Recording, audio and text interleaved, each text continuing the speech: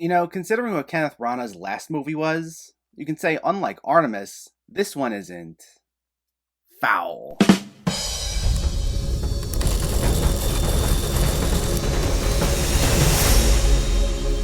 What's going on, everyone? Welcome back to my channel. Today we're talking about a bit of a newer release that I'm still late on, Belfast. Before we begin, let me know in the comments what your thoughts on this movie were, if you already saw it, or if you are planning on seeing it, and make sure to hit that thumbs up button if you like these reviews, as it helps me out immensely by getting my content out there. And if you're new here, I hope you consider hitting that subscribe button so you can stay up to date with reviews of new releases, older films, hidden gems, and so much more on a near daily basis. But let's jump right into it, and let's talk about Belfast. This stars Jude Hill as Buddy, a young boy who, along with his working-class family, experienced the tumultuous late 1960s. This is written and directed by Kenneth Branagh, and it hit theaters in November after getting a very successful festival run over the past couple of months. And it was so successful that it shot this movie to the top of the Oscars race, with it receiving critical praise and already getting nominated in a few upcoming award ceremonies. It's a personal tale for Branagh, with it being semi-autobiographical in nature, and given that, along with a number of other elements, it's caused this movie to be dubbed as Branagh's Roma, referencing the Alfonso Cuarón-directed Netflix drama from 2018. Both films are shot in black and white, semi-autobiographical in nature, and have a restrained feel overall, though set against turbulent real-life tensions,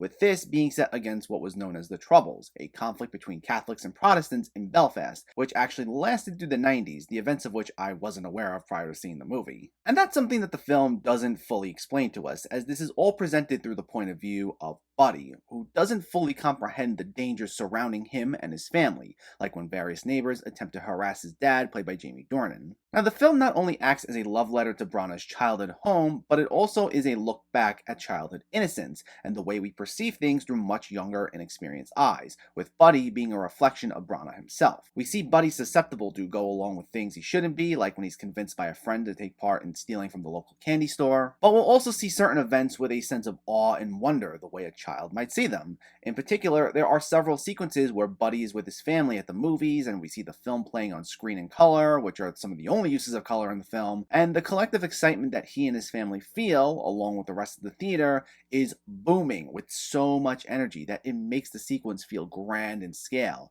and it gives off such a heartwarming feel. There were a lot of times this film felt so nice and genuine, which is especially thanks to Branagh's gentle approach, as well as the work of the cast. Jude Hill is wonderful as Buddy, and he's a very likable protagonist, while Jamie Dornan gives a standout supporting performance as Buddy's father, mixing intensity in some of the film's more action-packed sequences with sensitivity in the more family-centered sequences. Meanwhile, Catriona Balfe as Buddy's mother is also powerful as the one trying to hold everything together and set a good example for her son. But then some of the sweetest moments come from Judi Dench and Ciarán Hinds as Buddy's grandparents. They have such natural chemistry with one another and give this film such a breezy feel and add a nice dash of humor, which is something else this film does nicely. It manages to blend tense, grounded drama, like many of these riots and confrontations, along with humorous moments, usually involving scenes of Buddy hanging around another kid or interacting with a family member.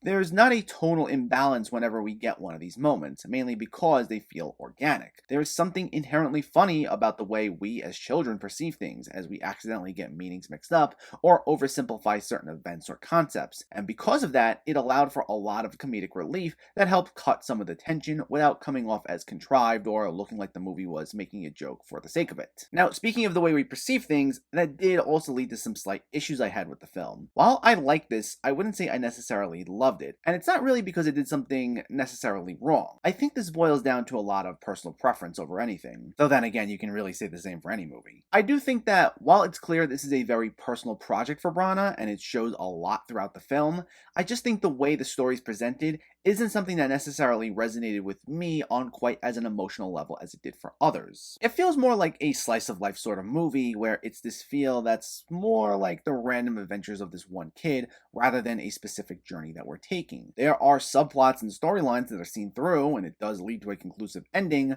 but the journey getting there you don't always quite feel that emotional weight. And there have been times that works exceptionally well, but here I think that's due to the perspective of showing this exclusively through Buddy's point of view. Because there are times maybe he doesn't quite comprehend certain tensions that are bubbling, or he doesn't understand the gravity of a situation, and he'll kind of just move on in a way, which is something we as kids would probably do. That causes most of the scenes that feel the heaviest in terms of emotional weight to specifically be ones where Buddy comprehends exactly what's going on, since we're not in the mindset of his parents, grandparents, or anyone else. So certain things, it kind of just glances right by. And because the film breezily moves along with him, going from, say, a tense encounter due to these riots to something simplistic as going to the movies with his family or whatever activity it may be, it just doesn't allow for certain moments to have a huge impact. It almost feels like we're outside observers rather than being completely immersed in this world. And I get that showing it this specific way is part of Branagh's point, as it's to specifically reflect his childhood. I'm just saying it didn't always quite land for me, and is a cause of why I liked the film, but didn't necessarily love it.